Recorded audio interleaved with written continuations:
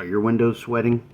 Hang around, we'll talk about why this happens and some of the things you can do. Things that can do that can contribute to the moisture. There's things that can remove the moisture. One of the obvious things you can do is run a dehumidifier, which I do in the basement, and have the continuous drain set up to a floor drain so I don't ever have to empty the bucket. And I do have this thing set appropriately for the current weather conditions. I usually run it a little bit drier so that it will run more often. Next thing you can do is make sure you are not running a humidifier. I have this thing off, the water is off, and the control is set to off. We put this in as part of this newer furnace. I installed this humidifier thinking that we needed one on our old house. Soon found we do not need added humidity, so it's been disabled ever since. Also make sure to not be running a freestanding humidifier, vaporizers. Even when you're sick, they can contribute excessive moisture, especially for any extended period of time. This room was a 3-season room. We converted to 4-season, and we were able to add a couple small vents from the main system of the house, but it's not really enough. Around here normally you would have your vents directly below the windows. This is a concrete cap porch, and I insulated the foundation, the walls. It's all been air sealed, insulated. Not the highest quality windows, but decent windows, and they're not very old. So I know that insulation and air sealing is not our problem, but it's definitely something that you would want to check if you're trying to track down this problem, particularly around the windows, especially if they've been replaced. I know that ours is isolated mostly to the window because it's really only on the glass surface, and I know the glass, no matter how good your window, does get cold, obviously. Just, for us, we have a double pane. There's triple pane units, which will help a great deal. So higher quality window can help, but this is a good enough window that I know that it's not just the window. We have some other contributing factors. Next thing I want to do is make sure you're operating your range hood anytime you're cooking. For us, our stove is also gas, which releases a lot of moisture into the space. The burners, a soup or boiling water is even more. The oven itself.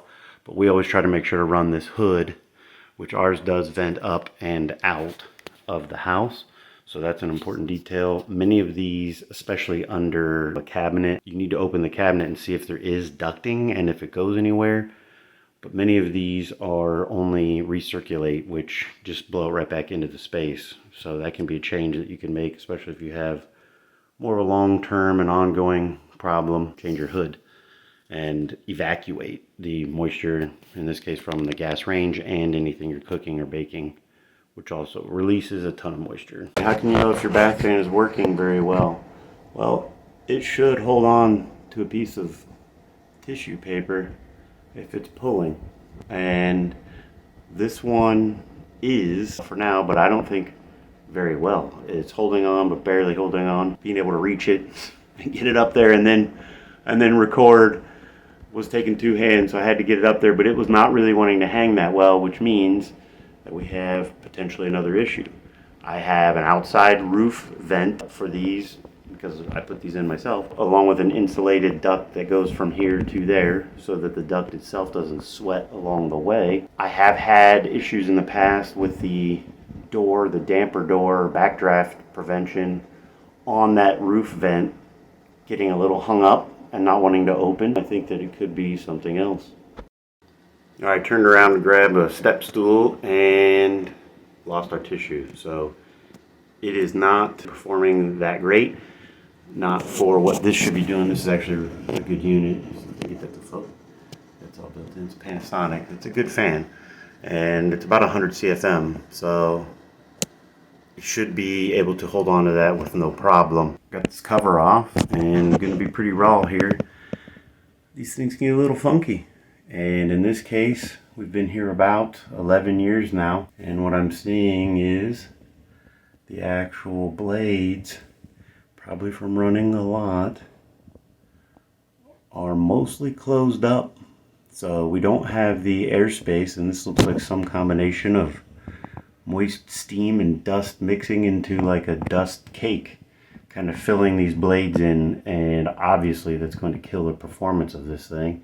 And that's what I think our culprit is. Now, I've seen fans of all types, whether it's the grill that covers this, they'll start to clog up or have so much dust build up in them that air can't move through easily. These don't have a lot of power. They're designed to be quiet. They don't have a lot of suction or push. If they're not operating easily at top performance, and I think that's what we have going on.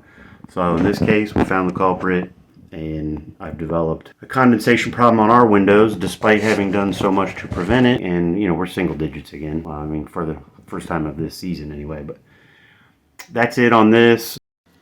One of the biggest culprits, the shower. Got to try to limit showers in length and temperature. The hotter they are, the longer they are, the more steam you're pouring out into the space. We've even had wet walls when some of the 4 boys take showers a little too long. But you also want to make sure that you're running your fan for an appropriate amount of time. You know, this should run for easily a half hour to an hour after a shower is complete to continue to ventilate the space. We always run a fabric shower curtain. They do hold moisture if you don't keep up on the water repellency. You know, there's sprays and things that you can treat your fabric, but basically these are like a wet towel, and they hold on to the water, and takes a lot longer for it to evaporate into the air, and will still need to be evacuated by the fan. So plastic liners can be really good. We always make sure that this is mostly closed. We leave it open a little at each end so that the shower itself can breathe, but also this curtain can dry out and not be folded up and slow it down. The other thing you can do is we often squeegee the walls down, just roughly, not perfectly, but just a quick squeegee to get most of that water down and to the drain. In our stand-up shower, we even will squeegee the floor a little bit. Our shower dries out in like 30 minutes, 45 minutes. It's totally dry in there because of that, which is great. But you don't have that water just sitting there and continually drying into the air of the space. Often missed and quite often understood is the gap under the door. It's important to make sure that there is a space under the door. I try to keep 3/4 to 1 inch of space. If you have carpet on either side of the door, including checking for a door that closes up against carpet, the bath fan needs air allowed into the space. It also is very helpful if it's cool air coming from down low, which will create some like upward lift, if you will, on the air, and allowing that hotter, moist air to rise to the top and ultimately out, and make sure there's no carpet. In this case, it's just tile running right under, so we don't have an issue with that.